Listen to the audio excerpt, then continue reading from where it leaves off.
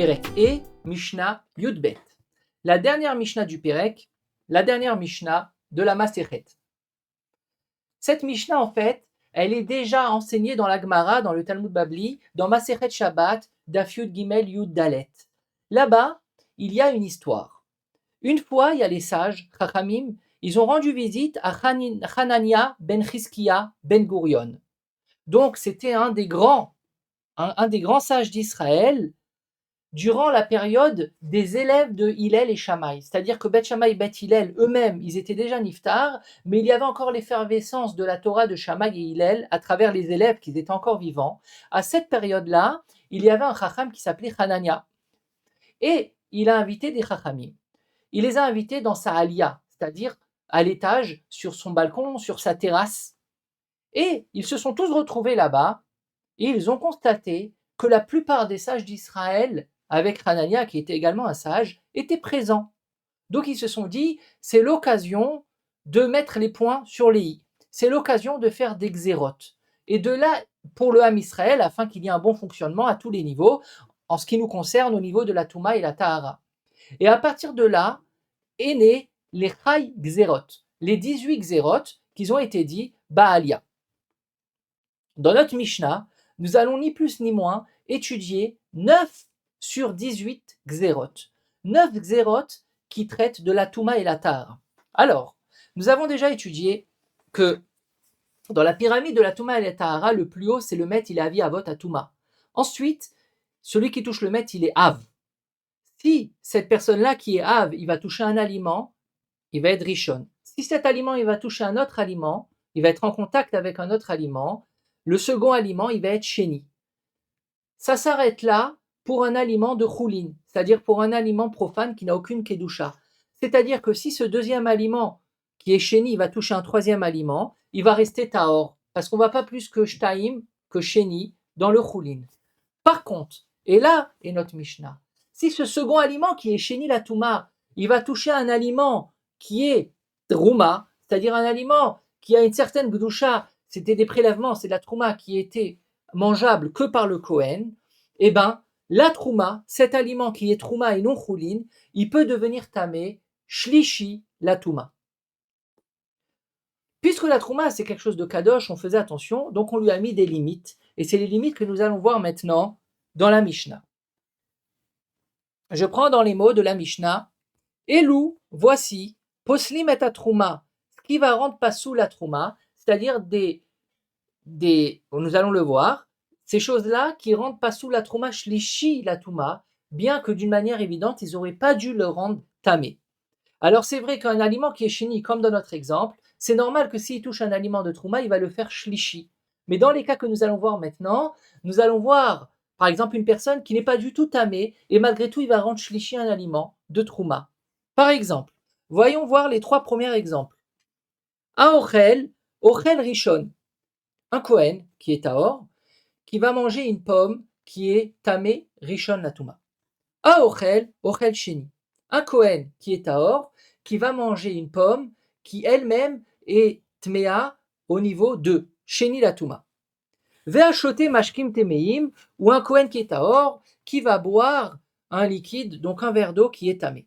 Dans le verre d'eau, dans le liquide, on ne dit pas Rishon et Sheni, parce que comme nous l'avons déjà étudié, les mashkim, tamid, trila. Il y a une xéra qui a d'ailleurs été faite dans cette alia-là, un peu plus loin dans l'histoire, que un liquide, il est tout le temps Rishon, c'est-à-dire que aussi bien un Avatouma qui touche un verre d'eau, un Rishon Atouma qui va toucher un verre d'eau, ou un Sheni Atouma qui va toucher un verre d'eau, ce verre d'eau, il va tout le temps être tamé, Rishon Latouma. C'est-à-dire qu'un mashké, il est tout le temps Techila. Et pourquoi cela? Parce qu'il y a des mashkés qui sont Avatouma. Et donc, pour faire attention, dire attention, les mashkim, le liquide, c'est dangereux. On a fait qu'un liquide, quand il devient tamé, aussi bien par un Av, un Rishon ou un Sheni, il est tout le temps tamé Rishon Latouma. Quels sont les liquides qui sont dangereux? C'est ni plus ni moins tous les liquides qui peuvent sortir d'un homme ou d'une femme qui est Avatouma, à savoir un Zav ou une Zava, une Ina ou une Yoledet. Tous les liquides qui sortent de leur corps d'une manière naturelle, ils sont comme eux Avatouma. Donc pour ne pas faire de différence, etc., pour faire attention, nous avons dit que tout liquide, du moment où il reçoit une Touma, même d'un Sheni la Touma, le liquide qui a reçu la Touma, il est contaminé Rishon la Touma. Donc, un Kohen qui a mangé un aliment qui est Rishon, qui a mangé un aliment qui est Sheni, ou qui a bu une boisson qui est tout le temps Rishon la Touma, si par la suite il va toucher un aliment de Trouma, ben que se passe-t-il? Allons à la base. Que se passe-t-il si un homme Tahor, il mange du Rishon la Touma, il mange une pomme qui est Rishon la Touma? Ben il est tout le temps Tahor. Pourquoi? Parce qu'un homme, pour être tamé, il faut que ce soit un Hav dans la pyramide qui va le rendre Rishon. Mais puisqu'il a mangé, c'est un Rishon, il n'y a pas d'effet, il n'y a pas de contact. Donc l'homme, il reste Tahor. Donc notre Kohen à nous qui est Tahor, qui a mangé un aliment qui est Rishon ou qui est Sheni, sur le papier, il est censé être Tahor du fait que le Rishon ou le Sheni ne peut pas le rendre tamé, même s'il a ingurgité, puisque c'est que du Hav qui rend tamé un homme.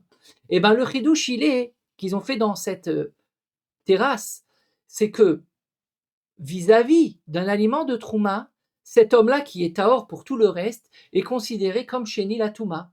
Et donc, si après qu'il a mangé un Rishon ou un Sheni, un aliment, il va toucher, ne serait-ce que toucher un aliment de Trouma, cet aliment de Trouma, il va devenir Shlishi la Trouma. Et bien entendu, un aliment qui devient tamé de Trouma, il n'y a pas de mikvé ou quoi, il faut le brûler, il est terminé. Comment une personne qui est tamée potentiellement pour un aliment de Trouma, par exemple, dans notre cas, nous, le Kohen, qui a mangé un aliment Rishon la Touma ou Sheni la Touma, bien qu'il est tahor pour tout, il est tamé pour un aliment de Touma, il est considéré comme Sheni, il peut redevenir tahor, et bien du fait que c'est seulement une Xéra, c'est-à-dire ce n'est pas Mideoraita, et même dans le Derabanan, c'est un niveau moins fort, c'est une Xéra, et bien ça suffit d'aller au mikvé. Du moment où la personne elle sort du mikvé, elle est théora. Il n'y a même pas besoin d'attendre la tombée de la nuit. Donc nous avons étudié les 3 premiers cas que les Chachamim ils ont été gozer, que une personne en l'occurrence, même si elle est tahor pour tout, parce qu'une personne pour devenir tamé, il faut qu'elle se rende tamé dans Avatouma, et là cette personne, même si elle a mangé du Rishon ou du Sheni, elle est tout le temps théora du fait que le Rishon et le Sheni, il ne peut pas contaminer un homme. Malgré tout, pour un aliment de Trouma, cette personne-là qui a mangé ou bu, elle est considérée comme Sheni la Touma. Pour conclure cette première partie de la Mishnah, pourquoi elle est considérée comme cela? Pourquoi il y a eu la Xéra? Réponse, parce que les Chachamim, ils ont été rochesh, ils ont eu peur que cette personne, un jour, elle va manger, disons, des bisli choulin, des bisli qui n'ont pas de valeur de gdusha, ils sont pas trouma, ils sont chol, mais ils sont tamés rishon au sheni. Et en même temps, ils vont manger d'une autre assiette des bisli qui sont terouma taor. Et il va avoir entre eux, entre ces deux bisli-là, un qui est rishon ou un qui est sheni la touma, et le second qui est trouma taor, un contact. Et au moment du contact, le bisli trouma, il va être automatiquement tamé ou sheni ou shlishi la trouma. Pour éviter ce chachash-là, qui est un chachash qui peut arriver fréquemment, eh ben ils ont dit que toute personne qui va manger de la touma qui est rishon ou sheni, automatiquement il va être considéré comme sheni la touma vis-à-vis d'un aliment de trouma. Comme ça va mettre une barrière aux kohanim de faire très attention lorsqu'ils mangent leur terouma. Il y a un cas qui est encore plus proche, qui nous parle plus, c'est par exemple une personne qui va manger, un Kohen Tahor qui va manger un aliment de Trouma qui est Rishon. Pardon, un Kohen qui est Tahor qui va manger un aliment Choulin qui est Rishon la Touma. Ou un aliment Choulin qui est Sheni la Touma. Et après, il a du mal à l'avaler. Ce qui est bon, c'est de boire un verre d'eau. Et il va boire un verre d'eau de Trouma. Donc là, c'est plus facile que deux bislis qui vont se toucher. Parce que l'eau, elle va faire descendre l'aliment qui est tamé. L'eau, elle est trouma théora. L'aliment, il est tamé rishon ou sheni. Il va y avoir tout de suite contact. Et donc, en fait, il va rendre tamé la trouma shlishi. Et il y a une halakha que la trouma, on doit faire attention qu'elle soit tout le temps théora et pas qu'elle devienne téméa. C'est la raison pour laquelle Chachamim, ils ont fait cette xéra que je répète une dernière fois. Toute personne qui est tahor, qui mange un aliment tamé rishon ou un aliment tamé sheni, même si la personne elle reste tahor parce que pour devenir tamé il faut qu'elle soit touchée par un hav ou manger du hav mais pas du rishon ou du sheni, dans notre cas à nous, vis-à-vis d'un aliment de trouma, il sera considéré comme sheni la touma et il rendra tamé, ne serait-ce qu'au toucher, un aliment de trouma. Passons à présent au quatrième cas, au quatrième décret de la Mishnah sur les 9. Abarosho verubo bemaim sheuvim. Une personne qui est rishon la touma. Pour se rendre tahor, il faut qu'elle aille au mikvé et qu'elle attende la tombée de la nuit. Une fois qu'elle s'est trempée au mikvé, elle est théora. Mais il faut quand même attendre la tombée de la nuit pour manger de la trouma. Si cette personne, une fois qu'elle s'est trempée au mikvé, elle a été dans sa piscine, où elle s'est fait un bain avec de l'eau puisée. Qu'est-ce qui se passe? Normalement, elle est théora, il faut juste attendre la tombée de la nuit, elle peut faire ce qu'elle veut une fois qu'elle était au mikvé. De prime abord, c'est comme ça que ça se passait. C'est-à-dire qu'à ce stade-là, une personne qui a été au mikvé et qui ensuite va toucher un aliment de trouma, une pomme de trouma, cette pomme, elle va rester théora. Pourquoi? Parce qu'il était richon, il a été au mikvé, maintenant il est tahor. Certes, il faut attendre la tombée de la nuit, mais il est quand même tahor. La même chose, si après son mikvé, il a fait 1 heure de piscine et ensuite il touche un aliment de trouma, il est censé rester tahor. L'aliment de trouma, il ne devient pas tamé. Là, Chachamim, ils sont venus et ils ont fait un décret. Ils ont dit que si une personne, elle s'est trempée au mikvé et ensuite, juste elle attend la tombée de la nuit, mais elle ne va pas dans l'eau qui est épuisée, si elle touche un aliment de trouma, ok, il reste tahor. Par contre, si elle va rentrer dans une eau qui est puisée, comme par exemple une piscine ou un bain, à ce moment-là, on va considérer que cette personne-là, vis-à-vis d'un aliment de trouma, elle est comme sheni la touma. Et donc, si elle va toucher un aliment de trouma, elle va le rendre shlishi, du fait que sheni rend shlishi dans la trouma.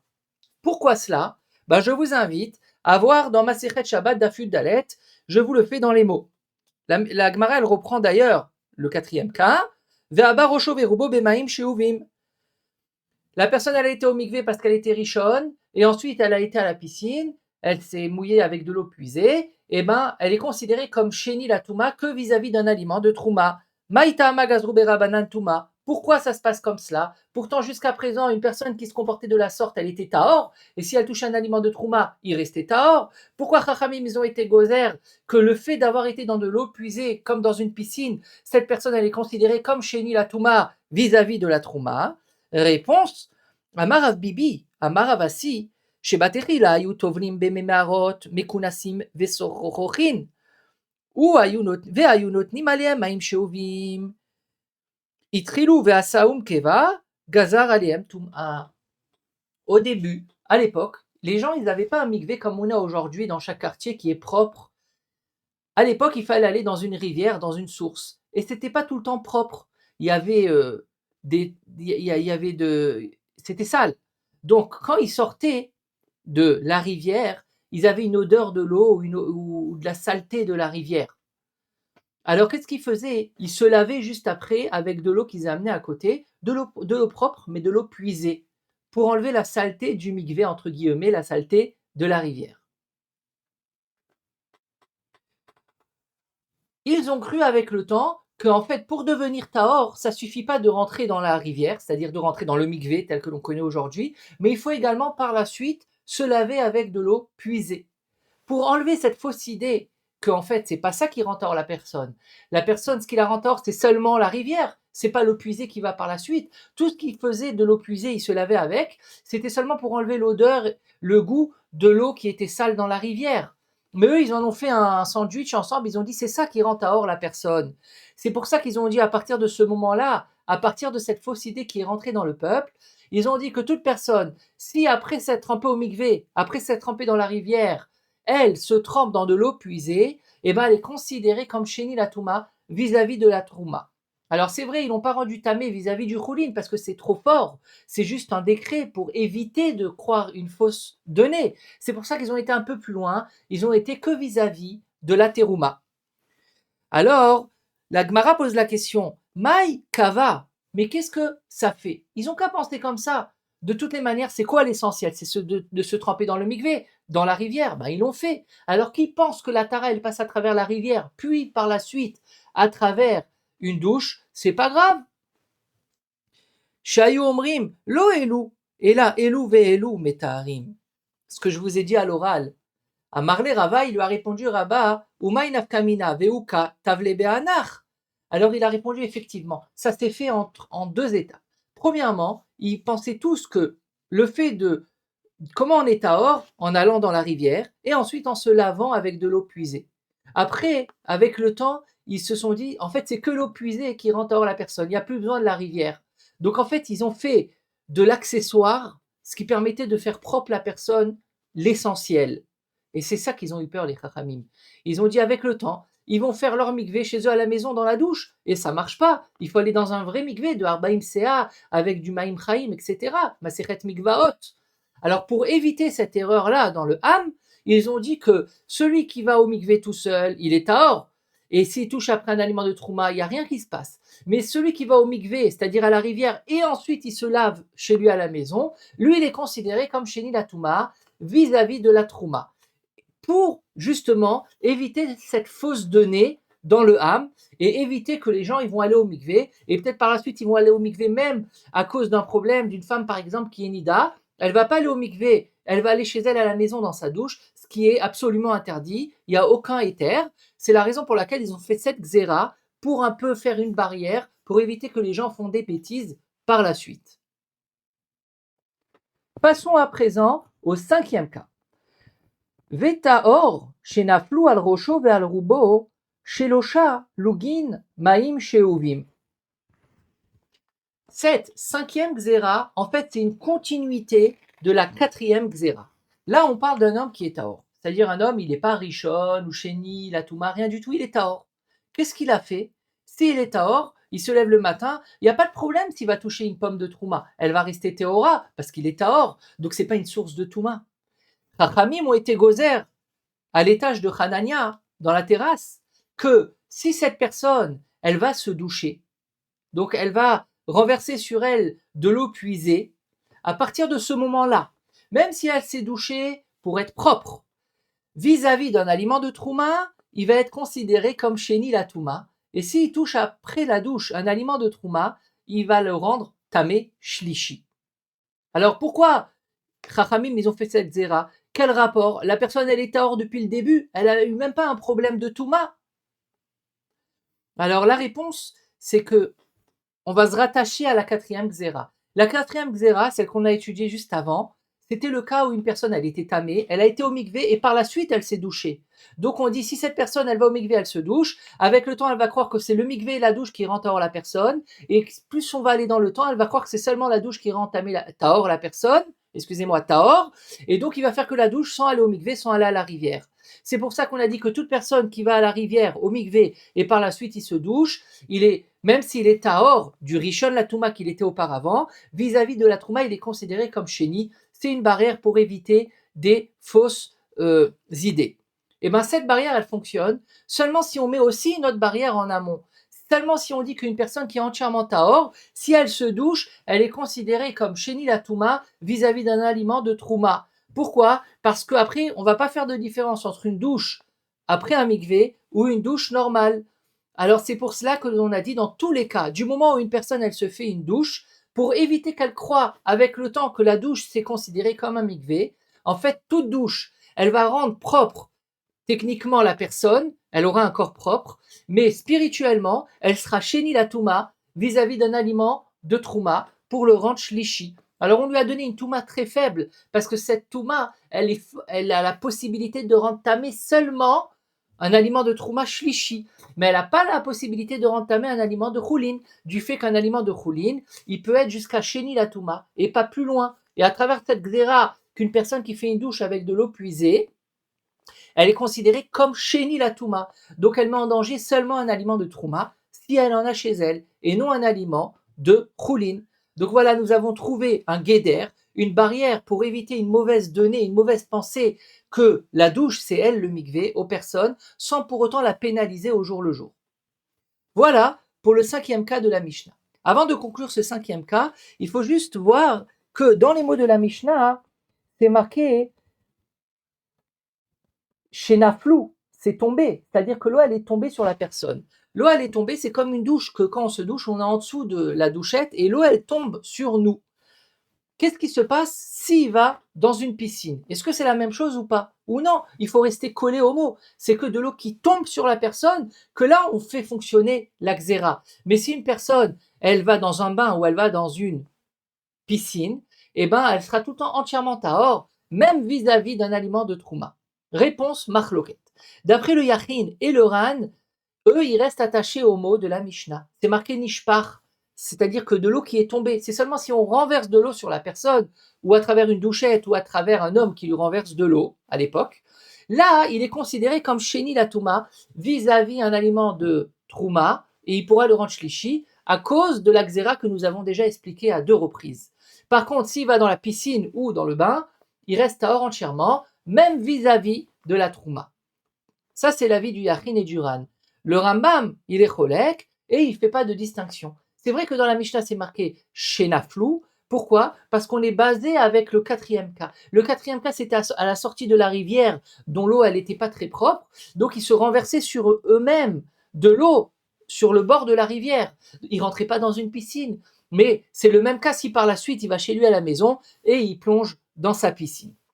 Donc voilà, nous avons étudié jusqu'à présent 5 xérotes sur les 9 xérotes qui sont énumérées dans la Mishnah, tout en sachant qu'il y a au total 18 xérotes qui ont été mentionnées dans Masechet Shabbat Daf Yud Gimel.